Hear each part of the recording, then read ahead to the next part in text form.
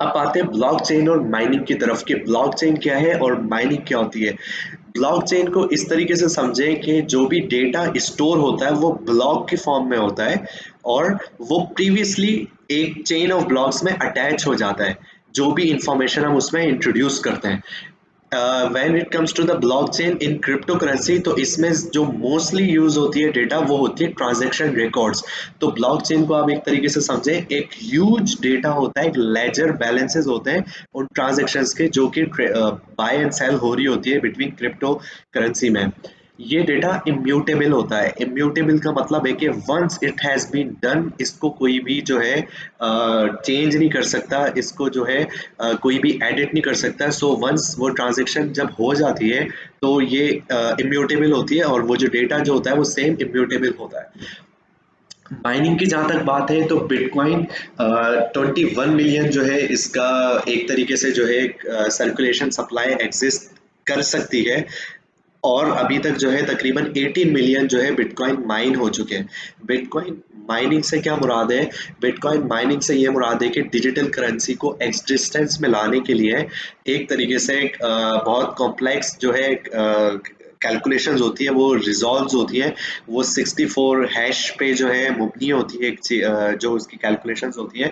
और कंप्यूटर जो है, जैसे कि सुपर कंप्यूटर्स होते हैं या हम जो एक माइनिंग रिग जो बनाते हैं, जो यूजुअली 8 या 9 लाख रुपए पर रिग बनती है, वो कॉम्प्लेक्स स्ट्रक्चर को जो है सॉल्व कर रही होती है। तो एज सून एज जो क्लोजेस्ट गैस होता है उस हैश का, उन कॉम्प्लेक्स इक्वेशंस का, उसकी बुनियाद पे जो है लोगों को या माइनर्स को रिवॉर्ड दिया जाता है। माइनिंग एक मैग्नेटिक अपील तो रखती है, लेकिन दूसरी तरफ अगर उसका खर्चा देखा जाए, उसकी माइनिंग रिग पे लगाया हुआ पैसा, उस पे खर्च हुई हुई बिजली, उस पे खर्च हुए हुए ऑल द आवर्स, तो उसके हिसाब में जो है रिवॉर्ड्स जो है स्पॉराडिक होते हैं। मीन्स कि हमें पता नहीं होता कि वो कब हमें मिलेंगे और कब जो है एक सर्टेन टाइम पीरियड में या वो सर्टेन गैसेस में जो है हमें रिवॉर्ड मिलेगा।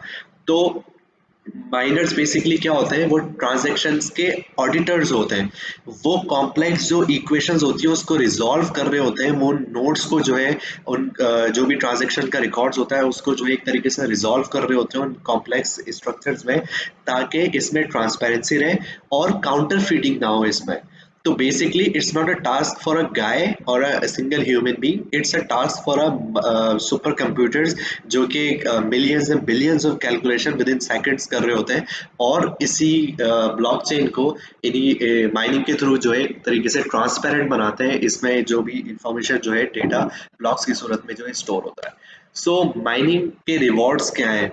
जब बात बिटकॉइन की करी जाती है तो बिटकॉइन के जो रिवॉर्ड्स हैं वो हाफ हो जाते हैं हर 4 या 3 साल के दौरानिए में। 2009 में जब बीटीसी जब लॉन्च एक तरीके से हुआ था, तो 50 बीटीसी जो है, एक मतलब कि एक ब्लॉक जो है हाफ होता है हर 2,10,000 ब्लॉक्स के बाद जो है, for an average for the 4 years. तो 2009 में अगर कोई इक्वेशन वो सक्सेसफुली सॉल्व करता था तो उसको रिवॉर्ड में 50 बीटीसी दिए जाते थे पर entire that you can say the equation solving reward. तो 2012 में वही चीज़ जो है 25 बीटीसी पे आ गई, वो जो है आधी कर दी गई बिल्कुल। अब जो है क्वाइंस टू बी माइंड तकरीबन 21 मिलियन क्वाइन के बाद जो है अब सिर्फ 10.5 मिलियन क्वाइन रह गए थे माइन करना 2012 में। और अंदाजन जो है 9.5 मिलियन क्वाइन जो है माइन हो चुके थे। देन 10.5 माइन जो मिलियन जो है माइन हो चुके थे। दैन 2016 में 12.5 बीटीसी जो है रिवॉर्ड मिलता था। और अब जो है क्वाइन लेफ्ट रह गए थे सिर्फ 52,50,000। देन 2020 में जो है माइनर्स को जो रिवॉर्ड मिलता है वो मिलता है 6.25 बीटीसी का, क्योंकि 18 मिलियन तकरीबन जो है क्वाइंस माइन हो चुके हैं। और अब रिमेनिंग जो है 2.6 मिलियन जो है क्वाइन रहते हैं बीटीसी के माइन होने के लिए। एक अंदाजे के मुताबिक हर कैलकुलेशन, हर क्वाइन जब माइन होता है तो नेक्स्ट कैलकुलेशन उससे मुश्किल तरीन होती जाती है। तो एक अंदाजे के मुताबिक जो लास्ट बिटकॉइन माइन होगा वो सन 2140 में जाकर होगा। ये कैलकुलेशंस इतनी मुश्किल होती जाएंगी वक्त के साथ साथ।